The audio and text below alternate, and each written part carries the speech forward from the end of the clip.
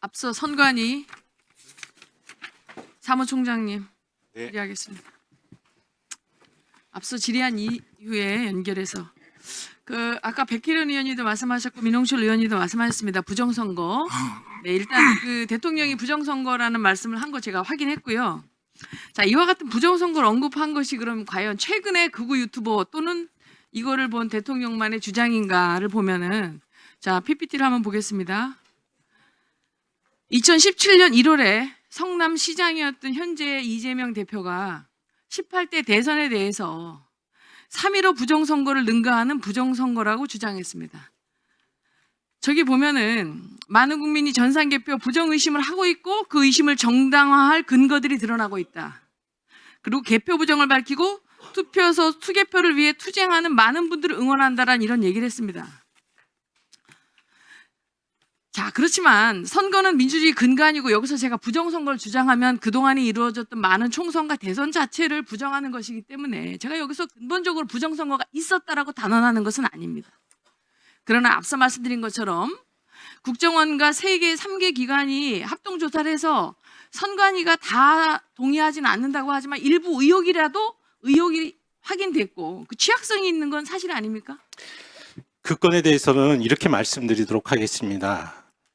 윤 대통령께서 내부 속마음을 밝히지 않고 아까도 말씀드렸다시피 이번 사태가 이르기까지 직접 부정선거에 대한 부분을 명시적으로 언급한 적은 없는 것으로 알고 있습니다. 그런데 21대 국선과 대선을 치르는 과정에서 부정선거의 주장들이 확대됐고 그런 과정에서 선관위가 가족채용비리라는 그런 사태에 휘말리다 보니까 이 선거관리위원회의 신뢰감이 극히 상실되어 있는 상태였습니다. 그런 상황에서 22대 국선을 과연 제대로 치르겠느냐는 그런 위기심 때문에 제가 2023년 7월 달에 들어왔고요. 그러다 보니까 실제적으로는 보안감사를 그러니까 국정원에서 하는 보안감사를 받을 대상은 아니지만 차제에 국민들의 의혹을 불식시키기 위해서는 보안 컬스팅이라는 명목을 가지고라도 우리 보안 시스템에 대한 부분을 검증하는 게 낫겠다고 싶어서 응한 것이기 됩니다. 네, 알겠습니다. 예. 그래서 근데 제가 말씀드리고 싶은 것은 잠깐만요. 제가 말씀드리고 나중에 답을 드릴 시간을 드릴게요. 예. 자, 그래서 그와 같이 노력을 하셔서 선관위 홈페이지 보면은 근거 없는 부정선거 주장 전혀 사실이 아니다. 이와 같이 띄우셨습니다. 얼마나 답답하면 이렇게 띄우셨는지 저 이해합니다. 자, 그런데 지금 이렇게 일부 대통령도 오늘 말씀하셨고 일부 주장이 계속 부정선거에 대한 내용이 비등하고 있는 것은 제가 말하는 건 앞서 말한 노력에도 불구하고 일부 국정원에서 컨설팅 받은 결과에 대한 것들이 오픈되고 하면서 부정선거 의혹이 증폭되고 있는 건 사실이지 않습니까? 저는 그렇게 생각하지 않고요. 그게 10월 달에 국정원이 점검 결과를 발표한 다음에 문제는 그냥 있었던 것이 아니라 후속 조치가 들어갑니다. 정부에서 상당한 예산을 저희에게 투여를 했고 그다음에 22대 국선에서 문제가 되는 선거제도 방법의 개선안이 마련됩니다. 그래서 최종적으로 국정원에서 지적을 했던 보안 미흡사항에 대해서는 1차 점검과 2차 점검을 통해서 아까 점수 말씀하셨는데 33.5에서 70점 가깝게 보안 점수를 향상시킨 상태에서 22대 국선이 치러졌고 그 이후에 결과 자체에 대한 평가는 있겠지만 상당히 저희들 입장에서는 부정선거론자들의 주장이 잘 대응했다고 생각을 하고 있었습니다. 사실. 네. 자, 그렇다면 그렇게 취약점이 있었던 것을 보완하셨는데 왜 지난해 12월 13일 행안위 현안 질의에서 이렇게 보완했으면 선관위 서버를 외부에 완전히 오픈하라는 게 아니라 일부 그거를 관리할 수 있는 기관에 의해서 공개하라고 했더니 사무총장께서 뭐라고 대답했냐면 서버에 공개할 수 없는 국가기밀이 담겨있기 때문에 공개할 수 없다라고 했는데 그렇게 보완하신 내용이면 오픈을 해서 대통령도 계엄의 이유로 취약성을 얘기하고 국민들이 그렇게 부정선거를 얘기하면 객관적인 방법과 절차에 이거해서 이걸 점검을 받으시는 게 어떻습니까? 지금 그 부분은 또 앞으로 돌아가는데 저희만 국가 기반 정보 시설에 해당하는 것이 아니라 모든 국가기관뿐만 아니라 헌법기관 역시 마찬가지 주요 기관이 됩니다. 그런데 의원님도 잘 아시다시피 헌법기관들은 지금 국정원이 주관하는 보안 감사의 대상에 포함되어 있지 않습니다. 그런데 선거관리위원회만 그 부분을 받겠다고 하는 부분이 문제가 있으니 국회나 법원, 헌법재판소가 이 부분에 대해서 동의해서 국가기관의 보안감사를 받는 체제가 된다면 저희들은 반대할 이유가 없다. 자, 그렇다면 동일한 자체에서 그렇게 해달라고 요청한 거. 그렇다면 여기 여당 의원님들 계신데 정말 대통령이 비상계엄을 한 거를 저 동의하지 않습니다. 근데 그 이유가 시스템에 취약해서 부정선거 의혹이 있고 국민들이 너무나 많은 사람들이 부정선거 있다면 국민의 그 정말 여론이 이렇게 비등하면은 국민의 화합 측면에서도 굉장히 나쁘고 공정성이라는 부분에서 의혹이 있다면 야당 의원님들이 저희 해서 지금 현재 서버를 정말 저희가 중립적인 어떤 기관에서 확실하게 확인해서 점검해서 제기된 의혹을 제거하는 거 동의하십니까? 예, 지금 아까 제가 말씀을 드렸었는데요. 네.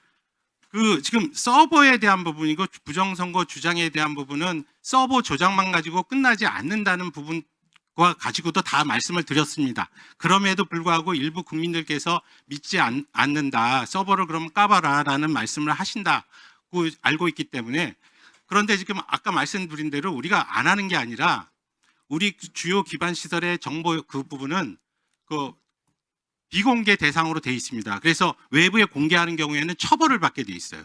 그러니까 정상적인 절차에 의하지 않으면 공개를 할 수 없기 때문에 법상의 정상적인 절차, 지금 저희들이 생각하고 있는 것은 헌법재판소나 법원이 우리 서버에 대한 부분 때문에 검증을 하시겠다고 하면 검증 절차에 응할 것이고요.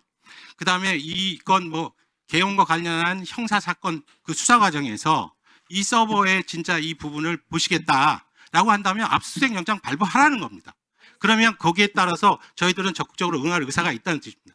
다만 이렇게 될 때 우리 의원님께서 제가 부탁드리고 싶은 말씀은 이 보안 시스템의 중요성은 단순히 선거 조작이 가능해서 선거 결과를 뒤집는 데 있는 것이 아니고 제 생각은 이 보안 시스템이 침해를 당해서 해킹을 당해서 결과가 조작되는 그런 경우는 반드시 발생을 하는데 그렇다 하다 보니까 부정선거는 성공할 수는 없지만 선거 자체가 불능이 됩니다. 따라서 막대한 사회적인 혼란이 올 것이고요. 거기에 대한 책임은 선거관리를 잘못한 저희 선거관리위원회가 책임을 져야 되는 구조입니다. 그래서 만약 저희가 가지고 있는 서버에 대한 소스 코드나 구조도 이런 것들이 전부 노출되는 상황이 벌어진다면 즉각적으로 막대한 예산을 투입해서라도 그리고 상당한 기간을 가지고 서버 재구축이 필요하다는 말씀을 드리는 겁니다. 자, 그러면 지금부터 잠시만 주목해 주시기 바랍니다. 제가 구독자분들을 위해서 선물 하나를 준비했는데요. 제가 항상 여러분들께 드리는 말씀이 있습니다. 뉴스만 평소에 잘 챙겨보셔도 돈이 되고 돈을 벌 수 있다라고 말씀을 드렸는데요. 여러분들은 여기 보시는 삼성전자 뉴스를 보고 어떤 생각이 드세요? 아니면 정치인들의 뉴스, 날씨 뉴스를 보고는 어떤 생각이 드시나요? 그냥 뉴스만 보고 끝내는지 아니면 이 뉴스를 어떻게 이용할 수 있는지 이 부분을 고민하고 계시는지를 되물어보고 싶습니다. 그 이유가 뭐냐 하면 제가 지난번에 여러분들께 뭐라고 말씀을 드렸었죠? 지금은 반도체 섹터를 눈여겨보셔야 한다고 말씀드렸습니다. 그리고 나서 이런 썸네일들 뉴스를 통해서 많이 보셨을 겁니다. 반도체 내용이 이슈가 됐을 때 부자들은 어떻게 생각한다? 반도체 관련주들은 뭐가 있는지, 어떤 종목이 가장 좋은지, 어디에 투자해야 돈이 몰리는지 자연스럽게 생각한다고 제가 말씀을 드렸죠. 그 이유가 뭐냐 하면 부자들이 봤을 때는 이슈가 곧 돈으로 이어지고 그 이슈가 나에게 돈을 벌어준다는 경험적 확신이 있기 때문에 부자들은 항상 이런 사회적 이슈를 관심 있게 챙겨본다고 제가 말씀을 드렸습니다. 이번에도 마찬가지인데요. 제가 지난번에 시청자분들과 함께하는 주식으로 수익 내기 이벤트를 진행했었죠. 당연히 100% 무료로 진행을 했었고요. 여기 보시면 아시겠지만 제가 지난번에도 구독이라고 보내주신 모든 시청자분들께 반도체 관련주 중에 가장 크게 급등할 딱 한 종목, 많은 종목도 아니라 한미반도체 한 종목을 여러분들께 추천드렸어요. 그러면서 여기 나와 있는 대로 정확히 얼마에 매수해야 하는지 그리고 수익률이 어느 정도 나왔을 때 팔아야 하는지를 이런 부분들까지 여러분들에게 정확히 알려드렸었는데 지금 실제로 어떻게 되었다? 오른쪽을 보시면 아시겠지만 제가 지난번 문자 발송으로 이 한미 반도체를 소개해드리고 나서 실제로 이렇게 5배 이상 어마무시한 상승이 나왔습니다. 100만 원만 투자를 했어도 무려 500만 원이 넘는 수익금이 생긴 거죠. 그래서 당시에도 굉장히 많은 분들이 제가 드린 이 한미 반도체로 수익을 내실 수가 있으셨을 텐데요. 다시 한번 축하드린다고 말씀을 드리겠고 이번에도 마찬가지입니다. 앞으로도 2024년, 2025년 계속해서 기대해볼 섹터는 AI입니다. 그 중에서도 AI 반도체는 그 누구도 부정할 수 없는 미래 성장 산업입니다. 그러면 우리가 어떻게 생각해 볼 수 있을까요? AI 반도체 종목 중에 앞으로 크게 대장 역할을 하면서 10배 이상 급등할 수 있는 텐베고 종목을 지금부터 열심히 추적해야 한다는 겁니다. 큰 돈을 투자하지 않더라도 월급의 일부분 아주 소액이라도 이 종목을 모아가야 수백 %의 수익률을 손에 쥘 수 있는 것이죠.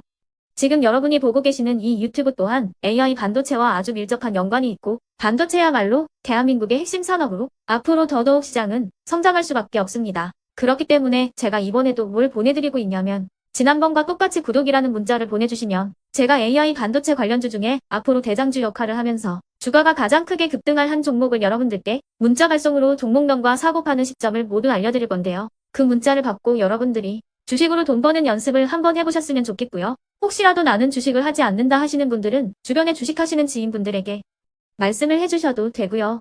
아니면 연세가 있으셔서 투자가 어렵다 하시는 분들은 이 종목을 자녀분들에게 한번 사봐라. 이걸로 한번 수익을 내봐라. 이렇게 조언을 해주실 수도 있는 거겠죠. 그래서 지금 이 영상을 보시는 시청자분들 중에 나도 이번 종목이 좀 궁금하다 하시는 분들은요. 누구나 상관없이 그리고 어느 시간대나 상관없이 부담없이 010-2514-5930번으로 구독이라는 문자 보내주시면 제가 이번에도 똑같이 무료 추천 급등주 문자를 보내드리겠습니다. 이해되시겠죠? 제 번호 010-2514-5930번으로 구독이라는 문자 보내주시면 여러분들이 직접 이슈를 통해서 돈 버는 연습을 해보실 수가 있는 거고 제가 돈을 받는 것도 아니고 투자를 대신해 드리는 것도 아니기 때문에 부담 없이 신청해 주시면 되는 겁니다. 그리고 수익이 나면 저는 다른 것은 하나도 바라지 않습니다. 제 채널에 구독, 좋아요 한 번씩만 눌러주시라 이렇게 다시 한번 말씀을 드리겠습니다.